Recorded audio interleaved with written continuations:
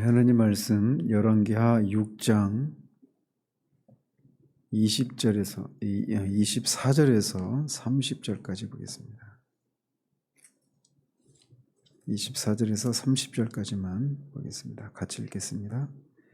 이후에 아람 왕 베나닷이 그의 온 군대를 모아 올라와서 사마리아를 에워싸니 아람 사람이 사마리아를 에워싸므로 성중이 크게 줄여서 나귀머리 하나에 은 80세겔이요 비둘기 똥 4분의 1갑에 은 5세겔이라 하니 이스라엘 왕이 성 위로 지나갈 때에 한 여인이 외쳐 이르되 나의 주 왕이여 도우소서.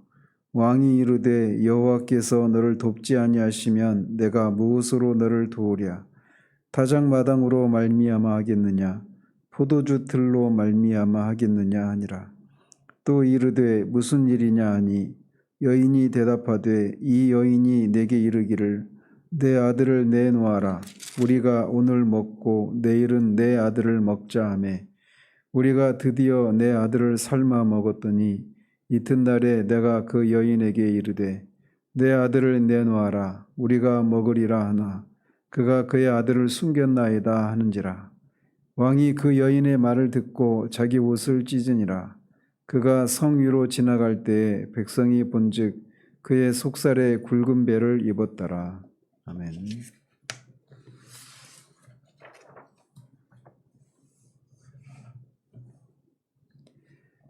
어제는 엘리사를 잡기 위해서 그렇게 쳐들어온 아람 군대의 눈을 어둡게 하는 이적과 그들을 환대하는 것을 통해서 그들을 다시 아람으로 돌려보낸 그 장면까지 살펴봤습니다. 그리고 이제 오늘 본문과 또 7장 전체는 이 아람과 이스라엘 사이에 전쟁이 벌어진 상태에서 일어난 그런 비극을 다루고 있습니다. 그 중에 오늘 본문은 아람 왕 베나닷이 이끄는 군대가 사마리아 성을 포위함으로써 사마리아 주민이 극심한 기아에 허덕이게 된 참상을 전하고 있습니다. 24절은 이후에로 이렇게 시작을 하고 있어서 앞에 어제까지 살펴본 그 본문에서 일어난 사건이 얼마 정도 지난 후에 일어난 일이라고 기록을 하고 있습니다.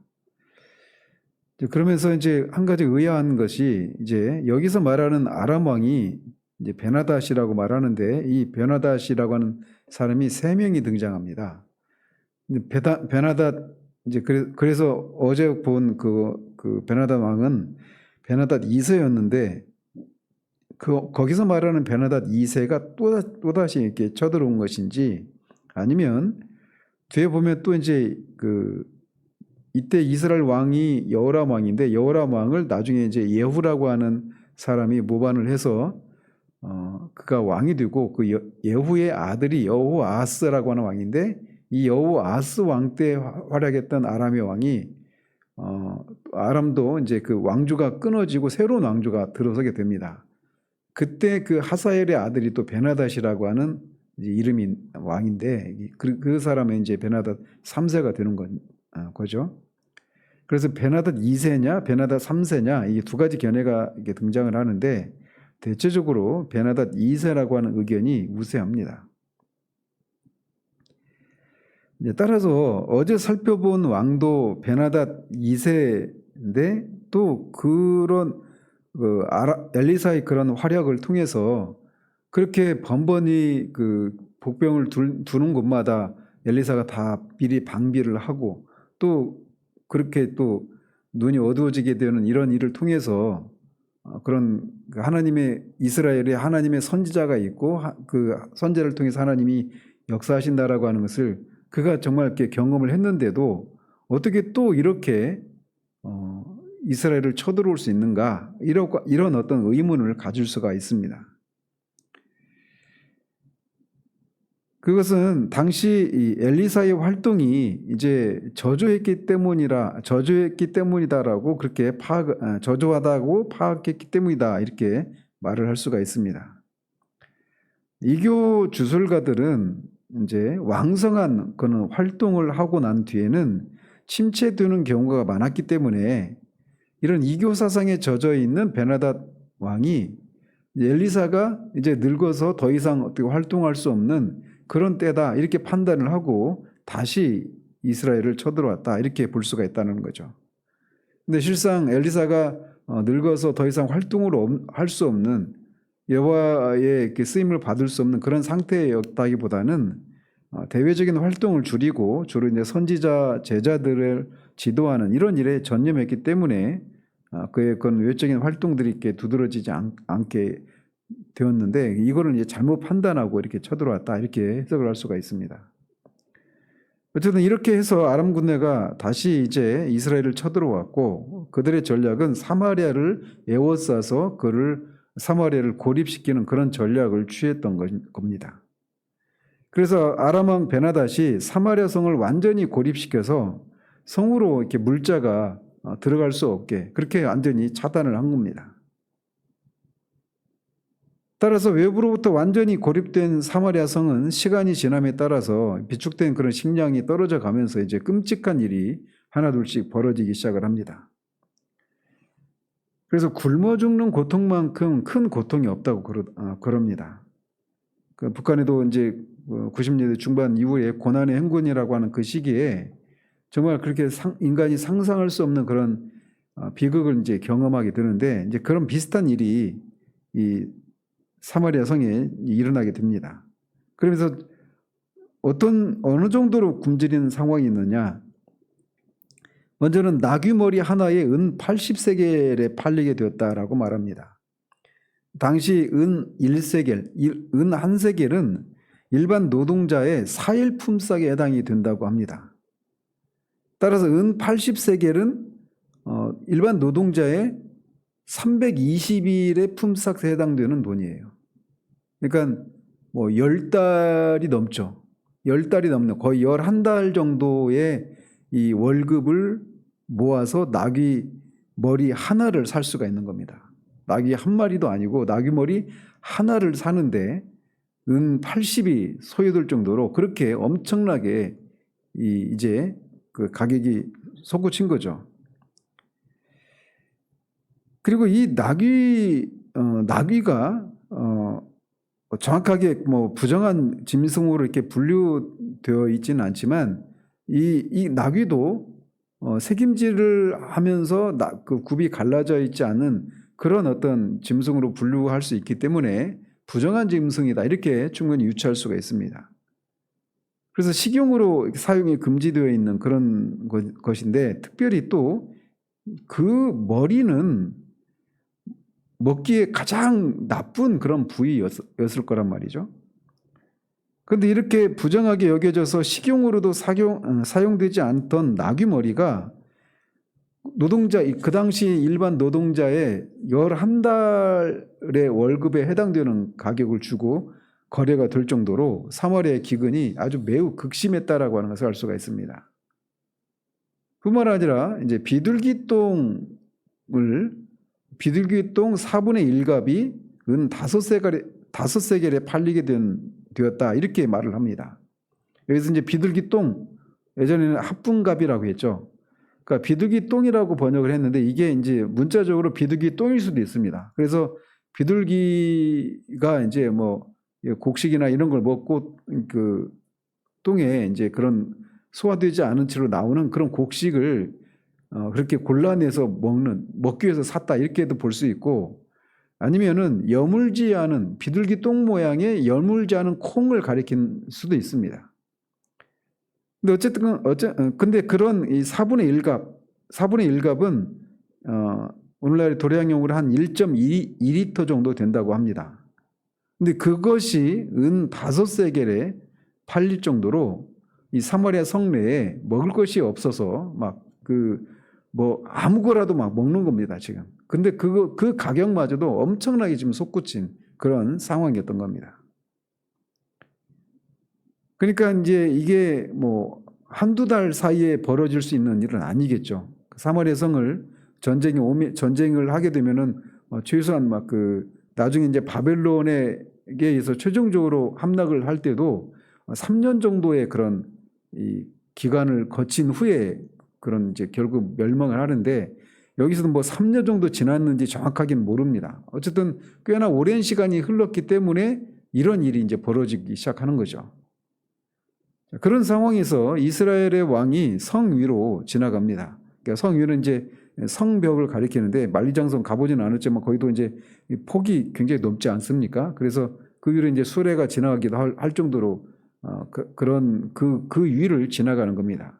그래서 이제 성벽 위를 지나가면서 어떤 수비대를 순시하고 적의 동태를 파악하기 위해서 그렇게 성벽 위를 이스라엘 왕이 지나가고 있었을 때 자신에게 도움을 청하는 한 여인의 외침 소리를 듣습니다. 그런데 이스라엘 왕은 그 여인이 요청하는 내용이 무엇인지도 듣기도 전에 여호와께서 너를 돕지 아니하시면 내가 무엇으로 너를 도우랴라고 말을 합니다. 이 당시 이스라엘 왕이 여호람이라고 우리가 충분히 합리적으로 유추할 수 있는데 이 여호람이 이렇게 여호와께서 너를 돕지 아니하시면 내가 뭘로 너를 돕겠느냐 이렇게 말을 하는 것을 언뜻 들으면 그가 이 상황은 하나님의 도우심이 아니면 절대로 어떻게 할 수가 없다라고 하는 하나님 앞에 자신의 연약함을 정직하게 아뢰고 하나님의 도우심을 이렇게 구하고 하나님을 의지하는 듯한 이런 발언으로 들릴 수 있습니다.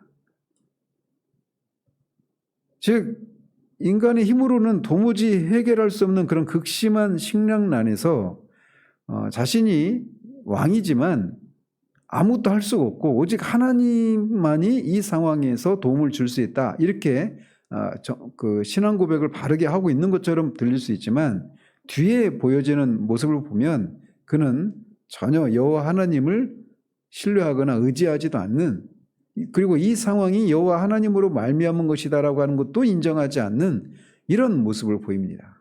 이제 뒤에서 이제 그 내용을 좀 더 추가적으로 함께 살펴보도록 합니다. 어쨌든 완전히 이 상황에 대해서 그냥 왕이 최고 그 책임자인 왕이 완전히 두 손 도발 다 놓아버린 완전히 그냥 포기한 그런 상태에서 자포자기 심정으로 이렇게 얘기를 하고 있는 거예요.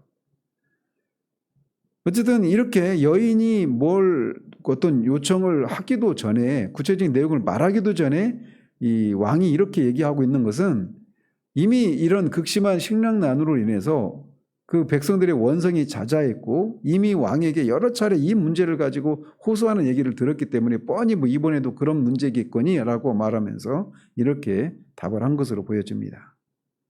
자, 그러면서 타작마당이나 포도주로 내가 말미암아 너를 도울 수 있겠느냐 이렇게 말을 합니다.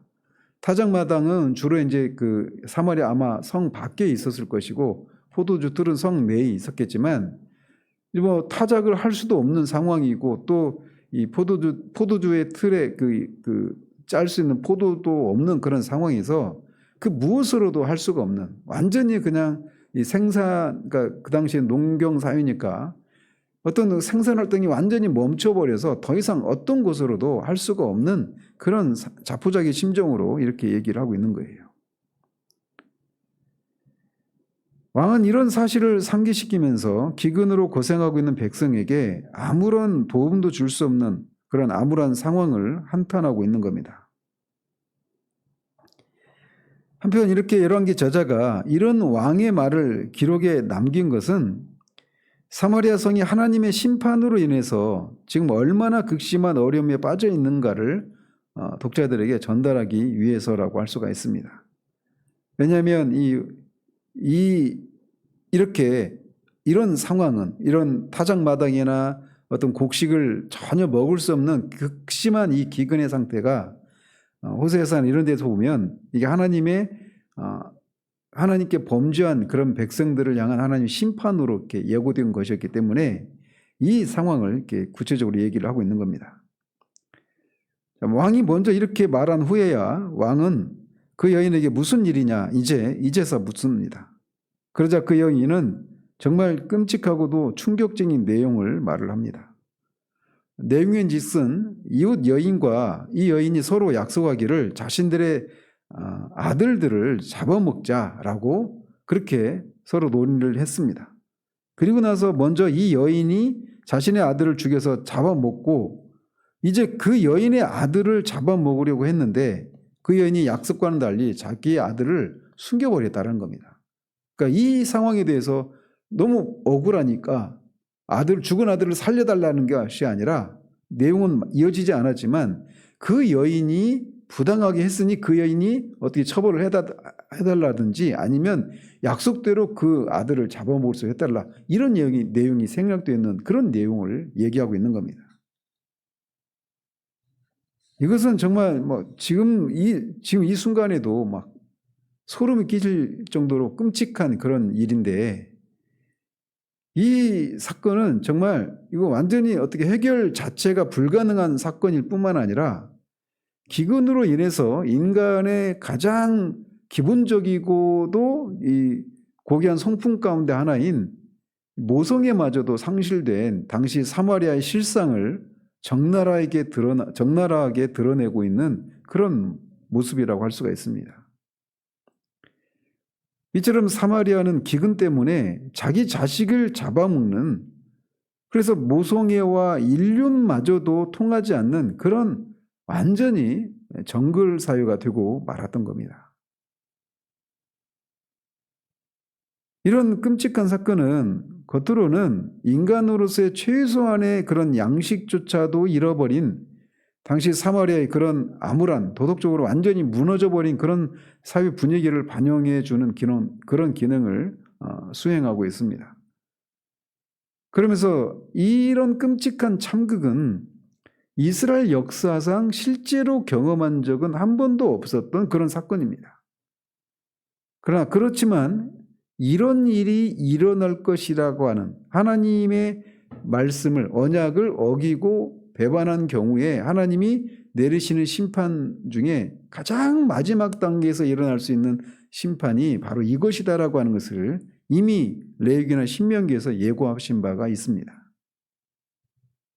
즉 사마리아 성이 지금 당하고 있는 이런 끔찍한 비극은 언약을 어긴 하나님의 백성에게 내려진 심판이라고 볼 수가 있는 거죠.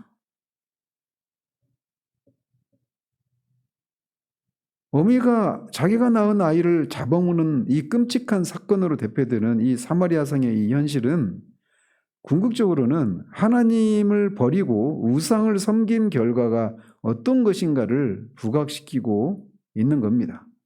그러면서 그동안 쌓인 이 북이스라엘이 하나님 앞에 저질러온 범죄가 얼마나 심각한 것이었는가라고 하는 것을 회상하게 해주는 그런 장면이라고 할 수가 있어요. 그래서 궁극적으로는 이런 비극은 하나님의 백성인 이스라엘 백성들과 그들을 다스리는 왕으로 하여금 자신들의 죄를 깨닫고 하나님께 돌아오도록 하기 위한 가장 강력한 형태의 회개 촉구로 이해할 수가 있습니다. 실제로 이스라엘 역사 가운데 이 자기가 낳은 자녀를 이렇게 잡아먹는 이런 끔찍한 비극이 3차례 기록으로 남겨져 있습니다. 그래서 이때가 처음이었고, 그리고 아까도 언급해드린 이 바벨론 왕에 의해서, 바벨론의 느부갓네살 왕에 의해서 유다가 침공을 당할 때도 이런 일이 발생을 했습니다. 예가서에 보면, 에레미야 예가에 보면 이런 일이 기록이 되어 있어요. 그리고 AD 70년 그때 로마의 디도 장군에 의해서 예루살렘이 최종적으로 함락을 당할 때도, 그때도 이런 일이 발생을 합니다. 그러니까 인간이 먹을 것이 없으니까 이제 완전히 이렇게 인간으로서 도무지, 인간의 본성으로 도무지 상상할 수조차 없는 그런 끔찍한 일이 벌어졌습니다. 그리고 이것은 하나님께서 레위기를 통해서 예언하신 하나님의 이 법을 그런 어긴 것에 대한, 특별히 우상숭배의 죄에 대한 하나님의 심판이다, 이렇게 볼 수가 있는 겁니다. 이렇게 너무나 충격적인 얘기를 들은 왕은 그 자리에서 자신의 옷을 찢습니다. 즉 왕복을 찢은 거예요. 그런데 그 성위로 그렇게 지나갈 때 보니까 그의 속살에 굵은 배로 만든 옷을 입고 있는 것이 보였습니다. 그래서 그러니까 속에는 굵은 베옷을 입고 있었고 위에는 이제 왕복을 입고 있었던 것이죠. 그래서 이스라엘 사회에서 옷을 찢는 행위는 참회의 표시기도 하고 어떤 슬픔과 어떤 그 슬픈 일을 애도하는 이런 의미가 있는 행위였어요. 또 굵은 배로 짠 옷을 입는 것도 초상을 당할 때나 국가적으로 큰 재난을 당했을 때 슬픔을 표시하기 위해서 입는 옷을 가리키기도 합니다. 또 회개의 표시로도 입었어요. 따라서 왕이 왕복 속에 이렇게 굵은 베옷을 입고 있었고 또 자신의 왕복을 찢었다라고 한 이 모습은 이스라엘의 왕이 사마리아 성에 임한 이 끔찍한 이 현실에 대한 최고 책임자로서 공식적으로 그것을 애도하고 회개하는 그런 모습을 보여주는 것이다. 이렇게도 보일 수가 있습니다. 그렇지만 앞에서 여호와께서 도우시지 않으면 이 상황을 어떻게 할 수가 없다. 이런 말을 했을 때 그 말이 여호와 하나님을 의지하는 듯한 말이었지만 사실은 아니었다고 말씀드리지 않았습니까?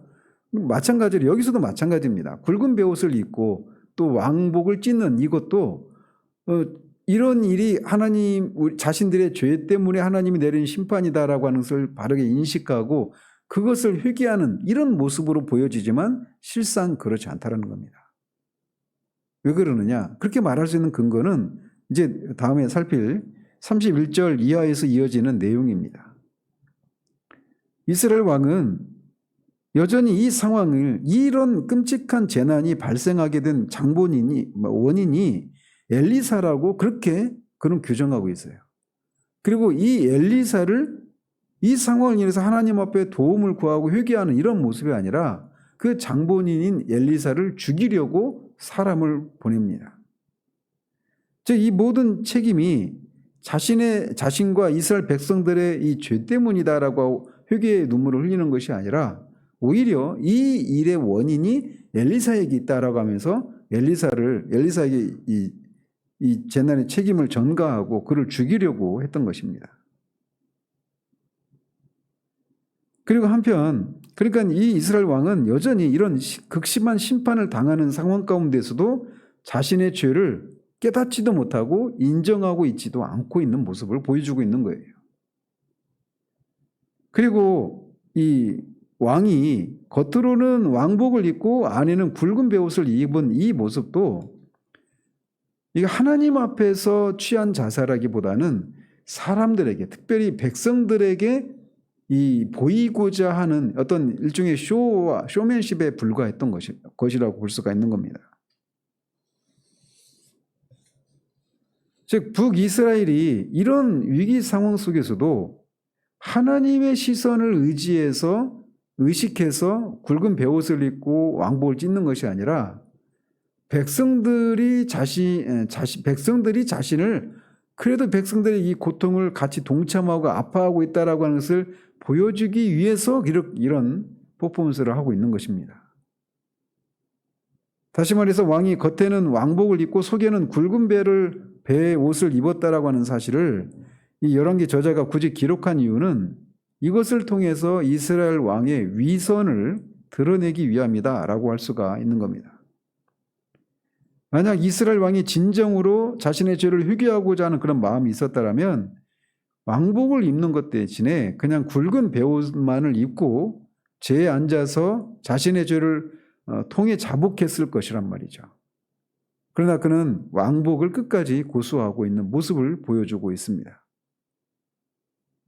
그래서 이 도탄의 이런 기근에 의해서 자기 자식을 잡아먹을 정도로 그렇게 끔찍한 그런 고통에 시달리고 있는 이 이스라엘 백성들 앞에서 그가 정말 왕으로서 그들을 통치할 왕으로서 적절한 그런 태도를 취하지 못하고 있는 그런 모습을 보여주고 있는 겁니다. 그래서 우리가 여기서 이 북이스라엘의 왕의 모습 그리고 이 이스라엘을 또 침략한 베나닷 2세 이 아람 왕의 이 두 왕의 모습 속에서 인간이라고 하는 존재가 얼마나 절망스러운 존재인가라고 하는 것을 여기서 보게 됩니다.